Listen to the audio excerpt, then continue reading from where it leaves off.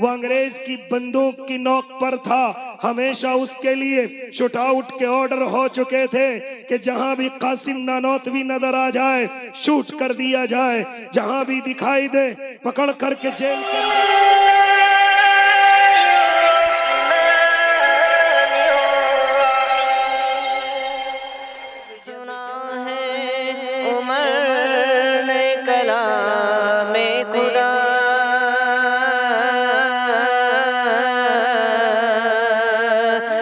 سنا ہے عمر نے کلام خدا، جب سنا ہے عمر نے کلام خدا، تب تڑپ کر عمر نے نبی سے کہا، تب تڑپ کر عمر نے نبی سے کہا، میرا سویا مقدر جگا دیجئے، میرا سویا۔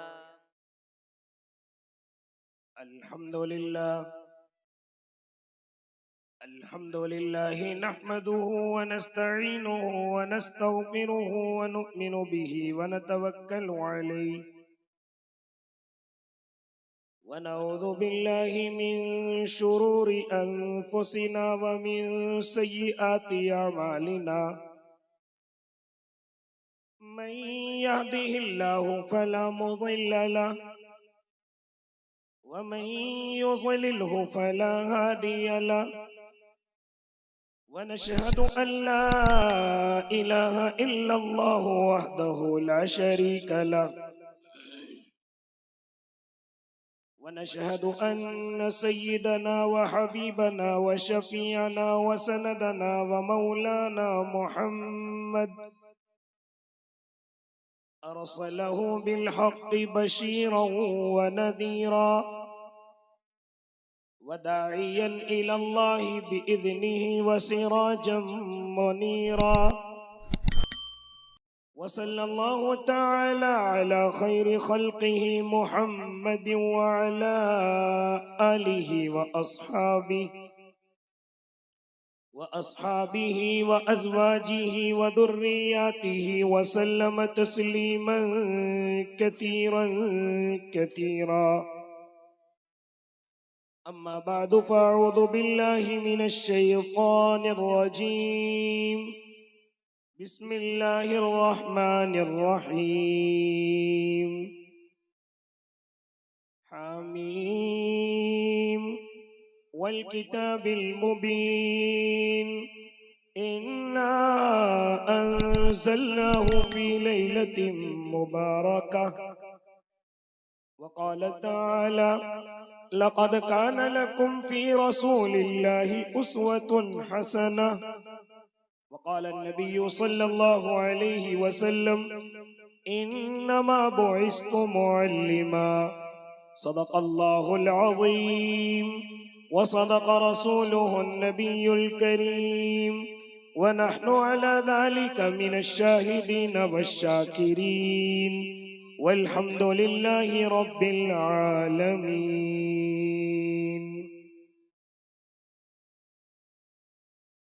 وہ شمع اجالا جس نے کیا 40 برس تک غاروں میں، ایک روز چمکنے والی تھی سب دنیا کے درباروں میں. گر ارض و سما کی محفل میں لولا کلمہ کا شور نہ ہو، یہ رنگ نہ ہو گلزاروں میں، یہ روپ نہ ہو سیاروں میں. جو فلسفیوں سے حل نہ ہوا، جو نقطہ وروں سے کھل نہ سکا، وہ راز کملی والے نے بتلا دیا چند اشاروں میں. باوقار علماء کرام، معزز سامعین اعظام، عزیز دینی بھائیوں، بزرگوں، نوجوانوں اور معصوم بچوں، اور اگر آواز پہنچ رہی ہو تو پیاری اسلامی مائیں اور بہنوں، اس وقت میں مختصر سی گفتگو کے لیے حضرت اقدس حضرت مولانا رضوان صاحب دامت برکاتہم العالیہ نے آپ کے روبرو کیا ہے. حالانکہ اسٹیج پر بڑے بڑے علماء کرام حضرت مولانا مفتی عبداللہ عبید اللہ سیف اللہ ماشاءاللہ یہ تمام آپ ہی کے لخت جگر جو شہر میرٹھ میں انہوں نے اپنے علم کے ذریعے سے ڈنکا بجایا ہے موجود ہیں۔ اس کے علاوہ حافظ شہاب الدین صاحب، حافظ عبدالرحیم صاحب، دیگر اور اکابرین امت مولانا نبیل صاحب اور بھی بڑے بڑے حضرات یہاں تشریف فرما ہیں۔ ان سب کے بیچ میں سے حالانکہ یہ تمام حضرات مجھ سے علم میں بھی زیادہ ہیں، عمل میں بھی زیادہ ہیں، تقوی اور طہارت میں بھی آگے ہیں، لیکن چونکہ ہر سال مجھے یاد کیا جاتا ہے، آپ کی محبتیں مجھے کھینچ کر کے آپ کی طرف لے آتی ہیں، اور مجھے بھی ایسا لگتا ہے کہ جیسے میں اپنوں کے بیچ میں آ کر کے بیٹھ گیا ہوں۔ دعا کریں اللہ اس مرتبہ بھی صحیح کہنے کی اور ہم سب کو اس پر عمل کرنے کی توفیق عنایت فرمائے۔ میرے بھائی، میں اور آپ ایک بہت اچھی خوشی کا اظہار کرنے کے لیے یہاں بیٹھے ہوئے ہیں۔ ابھی مجھے مولانا رضوان نے بتلایا کہ تقریباً 5 حافظ قرآن الحمدللہ ہمارے یہاں سے آج سند فضیلت حاصل کریں گے۔ دعا کریں ہم سب مل کر کے کہ اللہ ان کو عالم با عمل بھی بنا دے، اللہ ان کو مفتی اور متقی بھی بنا دے، دین کا داعی بھی بنا دے۔ لہذا میں گفتگو اس طرح سے شروع کروں کہ بالکل جو لوگ ہمارے دین کے کسی بھی شعبے سے جڑ گئے، چاہے وہ مدارس کی لائن سے ہو، چاہے وہ دعوت و تبلیغ کی لائن سے ہو، چاہے وہ خانقاہی لائن سے ہو، یا چاہے دنیا کے فلاحی کام سے جڑے ہوئے ہوں، یا چاہے باطل کے سامنے نڈر ہو کر کے اپنی زندگی گزارتے ہوں، ان سب کو یہ بات سمجھ لینی چاہیے کہ کوئی آپ کو اس زندگی کے اندر بھلائی دینے والا نہیں ہے۔ اس کا بدلہ میرے اللہ نے خود تیار کر رکھا ہے۔ اس کا بدلہ چاہے وہ مدرسے والے ہوں، دعوت والے ہوں، خانقاہ والے ہوں، اپنے ذہنوں سے یہ بات بڑی تیزی کے ساتھ نکال دیں کہ ہمیں دنیا کے لوگ انعام دیں گے یا دنیا کے لوگ ہمارے سامنے اپنی عزت کے بازو بچھائیں گے، یہ اپنے ذہنوں سے نکال دینا، کیونکہ اللہ نے اس کا بدلہ خود اپنے یہاں پر تیار کر رکھا ہے۔ کیا سمجھتے ہو؟ ہم سے زیادہ قربانیاں ہمارے بڑے دے کر کے جا چکے ہیں، ہمارے بڑے علماء۔ آپ اگر مدرسوں کی تاریخ اٹھائیں تو وہاں پر قربانیاں ان کی بنیادوں کے نیچے بھری ہوئی ہیں۔ آپ دعوت و تبلیغ کا نظام اٹھائیں گے، ان کی قربانیاں ان کے نظام کی بنیاد کے نیچے بھری پڑی ہیں۔ آپ خانقاہی لائن کو اٹھائیں گے، قربانیاں ہی قربانیاں ہیں۔ لہذا آج میں اور آپ تو کچھ بھی قربانی نہیں دیتے، آج میں اور آپ تو کچھ بھی پریشانی نہیں جھیلتے۔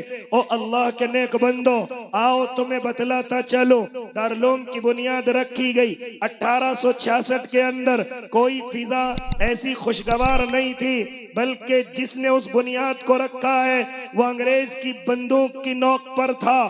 ہمیشہ اس کے لیے شوٹ آؤٹ کے آرڈر ہو چکے تھے کہ جہاں بھی قاسم نانوتوی نظر آ جائے شوٹ کر دیا جائے، جہاں بھی دکھائی دے پکڑ کر کے جیل کے اندر ٹھونس دیا جائے۔ ہاں یہی وہ اللہ کے نیک بندے، لیکن کبھی کبھی اپنی سادگی کی وجہ سے بچ جایا کرتے تھے، اپنے سیدھے پن کی وجہ سے بچ جایا کرتے تھے کہ جس کو پوری انگریز حکومت ڈھونڈتی پھر رہی تھی، قاسم کس بلا کا نام ہے، قاسم کون سی ہاں ایک توپ کا نام ہے۔ لہذا ان کا پہناوا صرف ایک لونگی ہے، بدن پر ایک کرتا ہے کہ باطل اس سے تھرا رہا ہے۔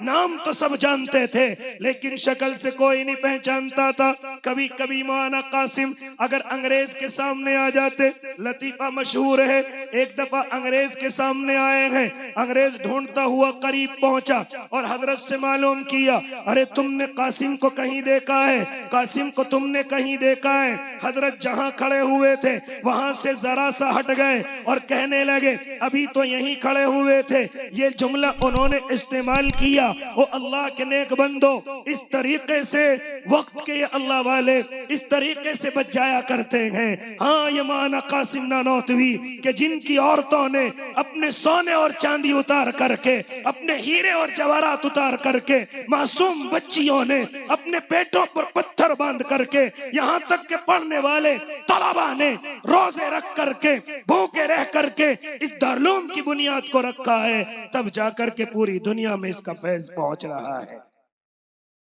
اور اللہ کے نیک بندو، یہ انہی کی قربانیوں کا نتیجہ ہے جو آج ہم کھلے میں سانس لے رہے ہیں. یہ انہی کی قربانیوں کا نتیجہ ہے کہ چاروں طرف علم کے چراغ روشن ہیں. ورنہ کیا ہوا؟ حضرت شیخ الہند رحمت اللہ علیہ، اللہ ان کی قبر پر کروڑوں رحمت نازل کر دینا. ذرا معلوم کرو، مالٹا کی جیل کے اندر پہنچے تھے.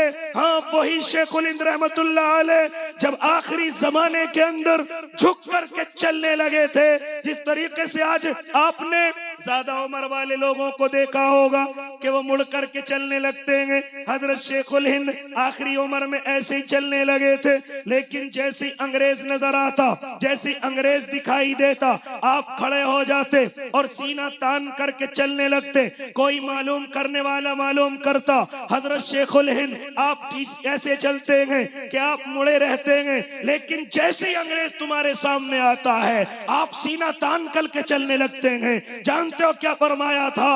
او لوگو، میں انگریز کے سامنے اس لیے سینہ تان کر کے چلتا ہوں تاکہ انگریز کے دماغ میں یہ بات بیٹھی رہے کہ مرتے دم تک شیخ الہند اس کا پیچھا چھوڑنے والا نہیں ہے. لہذا او اللہ کے نیک بندو، ذرا دھیان سے میری بات کو سنو. او اللہ کے نیک بندو، وہی شیخ الہند رحمت اللہ علیہ جب مالٹا کی جیل سے نکل کر کے آتے ہیں تو کیا کہتے ہیں؟ ہماری اس امت کی بربادی کی وجہ صرف دو ہیں. پہلی فرمائی آپس کی نا اتفاقی، آپس کا انتشار، آپس کا اختلاف، آپس کے لڑائی جھگڑے، آپس کی نا اتفاقیاں. یہ آپس کی جو نا اتفاقیاں ہیں، اس چیز نے امت کو سب سے زیادہ برباد کیا ہے، سب سے زیادہ ہلاکت کی طرف لے گئے ہیں. لہذا پھر فرماتے تھے دوسری وجہ یہ ہے قرآن کو ترک کر دیا ہے، قرآن کو چھوڑ دیا ہے، قرآن کو اپنے گھروں سے نکال دیا ہے، قرآن کو اپنے عمل سے نکال دیا ہے، قرآن کو اپنی زندگی سے نکال دیا ہے. قرآن کے حافظ بننے بند ہو گئے ہیں، قرآن کے حافظ زیادہ نظر نہیں آتے، قرآن پر عمل نظر نہیں آتا، قرآن کی تلاوت نظر نہیں آتی، قرآن کے سمجھنے اور سمجھانے کے حلقے نہیں لگتے، قرآن کو سمجھانے والا دور دور تک نظر نہیں آتا. قرآن کی تلاوت ہمارے گھروں سے نکل چکی ہے، ہماری مائیں بہنوں کی زبانوں سے، جو صبح کے وقت میں قرآن کی تلاوت سے پورا محلہ ایک گنگناہٹ میں مصروف رہتا تھا، وہ ختم ہو چکی ہے. فرمایا اس امت کی بربادی کی دوسری وجہ قرآن کو ترک کرنا ہے، قرآن کو چھوڑنا ہے. پھر فرمایا کہ اب میری جتنی عمر باقی رہ گئی میں جگہ جگہ جا کر کے لوگوں سے منت و سماجت کروں گا. آپس کی نا اتفاقیاں ختم کریں، یہ برادریوں کی نا اتفاقیاں، یہ فرقوں کی نا اتفاقیاں، یہ آپس کے اندر دو دو گروہوں کا ہو جانا، یہ تمام کی تمام چیزیں اس امت کو بربادی کی طرف لے کر کے جا رہی ہیں. اور پھر فرماتے تھے کہ میں جگہ جگہ جاؤں گا، ہر گلی ہر محلے میں قرآن کے مکتب قائم کیے جائیں گے، قرآن کے ادارے قائم کیے جائیں گے، جگہ جگہ قرآن کی تعلیم کے مکتب قائم کیے جائیں گے. اب میری جتنی زندگی باقی رہ گئی وہ تمام کی تمام آپس کے اتفاق پر اور قرآن کی تعلیم پر خرچ کیا جائے گا. لہذا پھر حضرت نے کس طریقے سے محنت فرمائی. اور لوگوں ذرا سنو اللہ کے نیک بندو، اللہ نے اس دارالعلوم کے نظام کو قائم کر کے اس کو مقبولیت عطا فرمائی. آج پوری دنیا کے اندر دارالعلوم کا فارغ نظر آتا ہے. حضرت مفتی تقی عثمانی دامت برکاتہم فرماتے ہیں کہ میں ایسی جگہ پر گیا جہاں 6 مہینے دن نکلتا ہو، جہاں 6 مہینے رات ہوتی ہو، میں ایسی جگہ پر نماز پڑھتا ہوں، بعد میں امام صاحب سے مصافحہ کرتا ہوں. میں نے امام صاحب سے معلوم کیا، امام صاحب صاحب آپ کہاں سے ہیں؟ تو انہوں نے بتلایا کہ میں بھی دارالعلوم کا فیض یافتہ ہوں، میں نے بھی دارالعلوم سے ایک سند حاصل کی ہے، میں بھی وہاں کا فیض یافتہ ہوں۔ کہنے کا مقصد یہ کہ جب بڑوں نے قربانی دی دارالعلوم سج گیا، اور آج پوری دنیا کے اندر دارالعلوم کے فیض یافتہ ہر جگہ پر نظر آتے ہیں۔ اسی کے ساتھ ساتھ او اللہ کے نیک بندو، پھر اللہ نے دعوت و تبلیغ کے نظام کو قبول فرمایا۔ آج تو میں اور آپ خوشیوں سے ایسی مسجدوں کے اندر پہنچتے ہیں جہاں آرام کا انتظام ہے، ایسی مسجدوں میں پہنچتے ہیں جہاں کھانے پینے کے بڑے اچھے انتظامات ہیں، لہذا ایسی جگہوں پر پہنچتے ہیں جہاں پنکھے اور اے سی اور کولر بھی ہمیں مسجدوں کے اندر مل جاتے ہیں، اور اسی میں اگر ہمیں کوئی کچھ کہہ دے تو ہمارے نخرے ساتویں آسمان پر کہ ہمیں ایسے کہہ دیا آج سے ملاقات نہیں کراؤں گا، آج سے گشت میں نہیں بیٹھوں گا، آج سے مشورے کے اندر نہیں جاؤں گا، یہ ساتویں آسمان پر ہمارے نخرے ہوتے ہیں۔ آؤ ذرا میں تمہیں بتلاتا چلوں کیسا خون پسینہ اس نظام کے نیچے بچھا ہوا ہے، میں پوری تفصیلی گفتگو نہیں، آؤ لے کر کے چلو۔ ان کو جاری کرنے والے حضرت اقدس حضرت مولانا الیاس رحمت اللہ علیہ، اللہ ان کی قبر پر کروڑوں رحمت نازل کر دینا۔ کون ہے مولانا الیاس رحمت اللہ علیہ؟ آج ہماری زبانوں پر رہتا ہے، آؤ تمہیں بتلاتا چلو کون ہے مولانا الیاس رحمت اللہ علیہ۔ یہ وہی ننھی سی جان جو کاندلے کی سرزمین پر ہے، ایک کڑن پیدا ہوئی۔ او اللہ کے نیک بندو، ہریانہ پنجاب اور میوات کی سرزمین کے لوگ بڑی تیزی کے ساتھ ایمان کو چھوڑ کر کے دوسرے مذہب کی طرف جا رہے ہیں، ایمان سے مرتد ہو رہے ہیں، ایمان کو چھوڑ کر اللہ کو چھوڑ کر دنیا کو پسند کر رہے ہیں۔ یہ دل میں ایک کانٹا سا چبھا، کاندلے کی زمین سے اٹھے، نہ گھر کی پرواہ کی ہے نہ زمین جائیدادوں کی پرواہ کی ہے، اس زمین سے اٹھے اور سیدھے دہلی کی طرف پہنچے۔ وہاں دیکھا کہ کچھ مزدور میوات کے آتے ہیں، آ کر کے مزدوری کرتے ہیں، ان کو شام کے وقت میں کچھ مزدوری مل جاتی ہے۔ حضرت ان کے پاس پہنچے اور پہنچ کر کے کہا ارے تمہیں کتنی مزدوری ملتی ہے؟ انہوں نے کہا اتنی ملتی ہے۔ الیاس رحمت اللہ علیہ کہنے لگے اگر میں تمہیں لے کر کے چلوں کیا اتنی مزدوری پر تم میرے ساتھ پورا دن گزار سکتے ہو؟ وہ کہنے لگے کیوں نہیں۔ مولانا الیاس رحمت اللہ علیہ ان مزدوروں کو لے کر پکڑ کر کے مسجد میں آتے ہیں، ان کو وضو کراتے ہیں، انہیں معلوم نہیں، وہ سمجھے ہمارے ہاتھ پیر دھلوا دیے گئے۔ پھر اندر گئے، کہا کہ نماز پڑھو۔ حضرت نے نماز پڑھانی شروع کی، مزدوروں نے ایسے پڑھنا شروع کر دیا، پھر حلقے لگائے گئے، یہاں تک کہ نام معلوم کیے گئے۔ ان کے نام مسلمانوں کے نہیں تھے، ان کے نام اپنی مرضی کے تھے، صحابہ کے نہیں تھے، تابعین کے نہیں تھے، تبع تابعین کے نہیں تھے، اولیاء اللہ کے نہیں تھے، بلکہ ایسے نام تھے جو غیروں سے ملتے جلتے تھے۔ لہذا پہلے تو حضرت نے ان کے ناموں کی تصحیح کرنے کی کوشش کری۔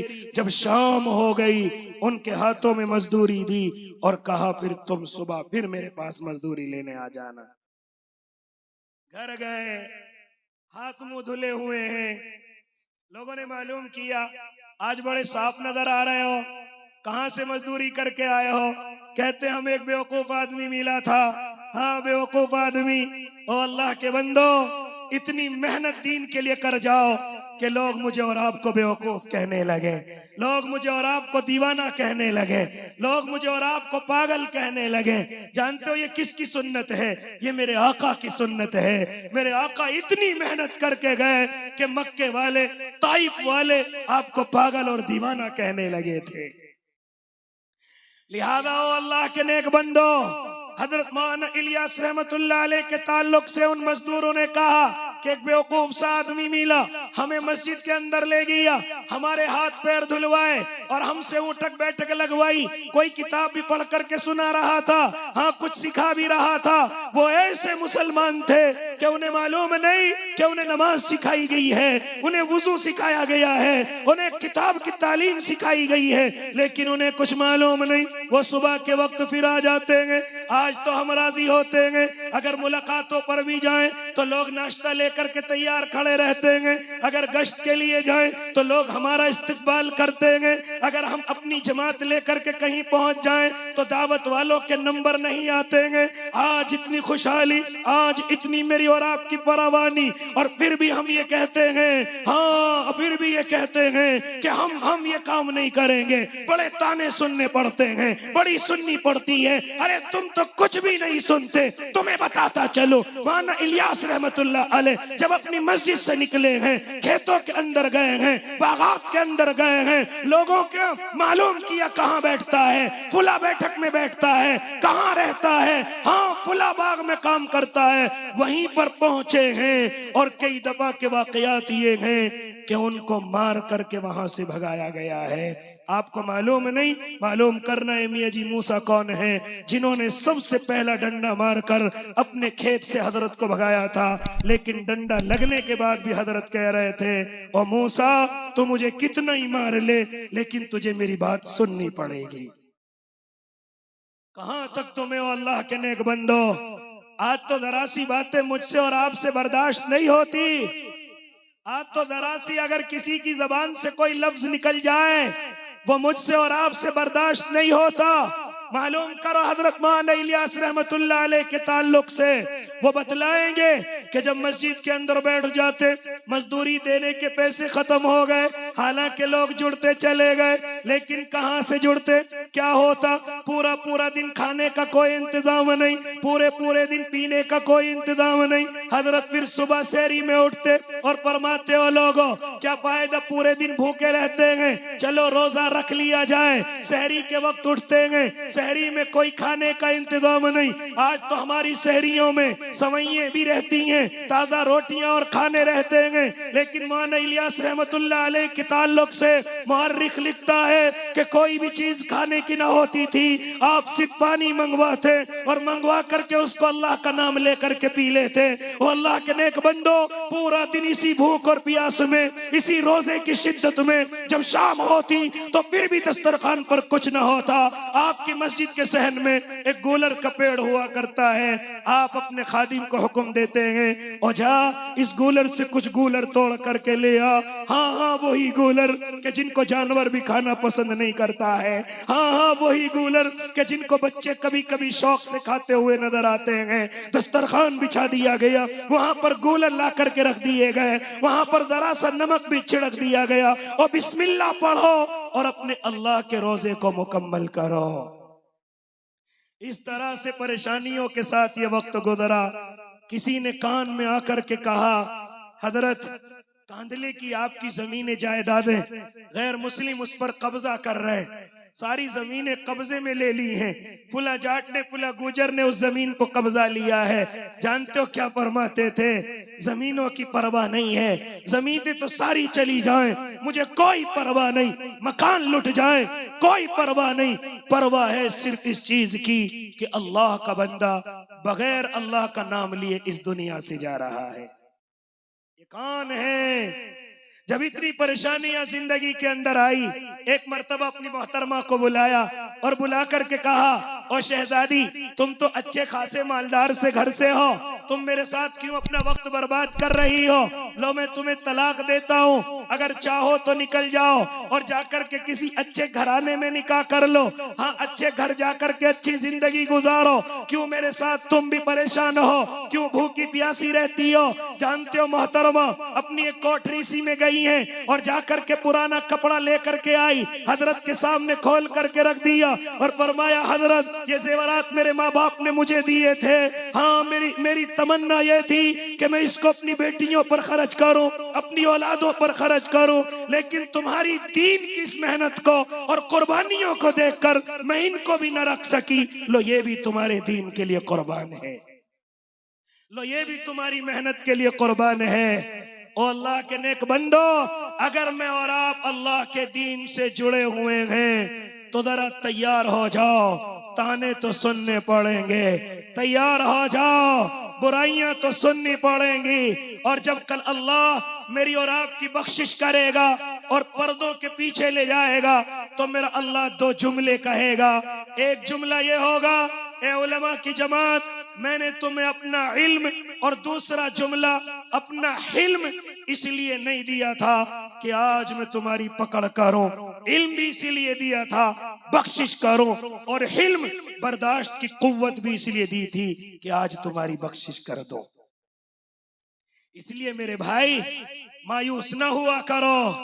اس دین کے لیے ہم تو کچھ بھی قربانی نہیں دیتے جتنی ہمارے بڑے دے کر کے گئے ہیں, جتنی ہمارے بزرگ دے کر کے گئے ہیں. اس لیے کسی کے تانوں سے نہ پیچھے ہٹا کرو, کسی کی زبان سے نہ پیچھے ہٹا کرو.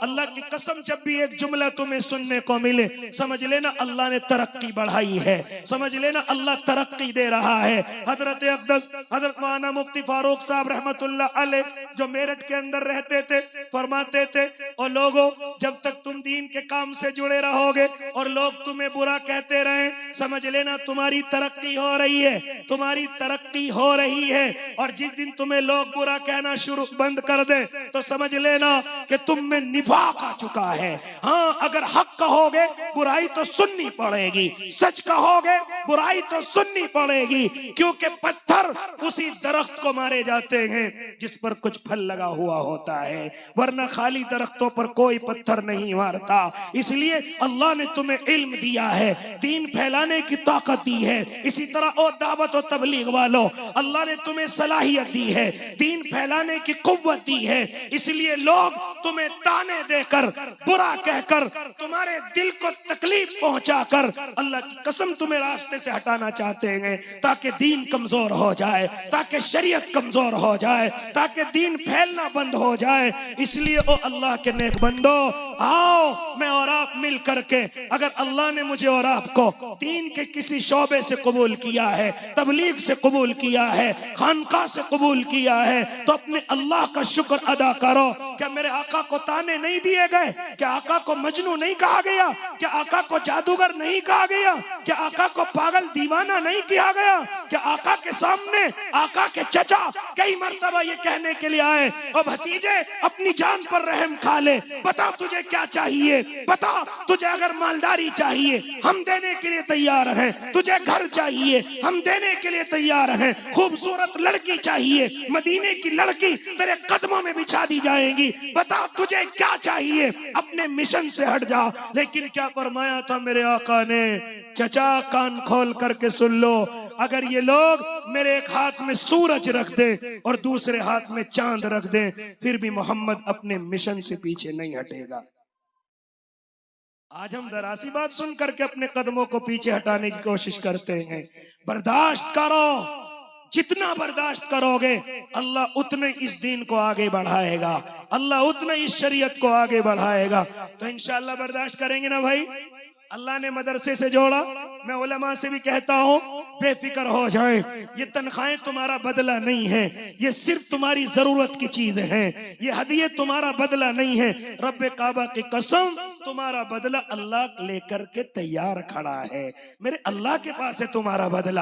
یہ دنیا والے مجھے اور آپ کو بدلہ نہیں دے سکتے, ہمارا بدلہ ہمارے اللہ کے پاس ہے, اس نے وعدہ کر رکھا ہے. محنت تو کرو, آؤ تمہارے قدموں میں جنت نہ بچھا دوں تو کہنا, وہاں کے محل تمہارے قدموں میں نہ بچھا دوں تو کہنا. یہ دنیا نہیں, ہمارا بدلہ ہمیں اللہ دینے والا ہے. اس لیے او اللہ کے نیک بندو ہم سب دعا کریں کہ اللہ اپنے دین کے کسی بھی شعبے سے, یہ تینوں شعبے سے اللہ ہمیں جوڑ لے, مدرسے سے بھی جوڑ دے, دعوت سے بھی جوڑ دے, خانقاہوں سے بھی جوڑ دے, اور اسی طریقے سے جو ہماری غریب مخلوق ہے اللہ کی اس کو فائدہ پہنچانے کے لیے بھی اللہ ہمیں قبول کر لے.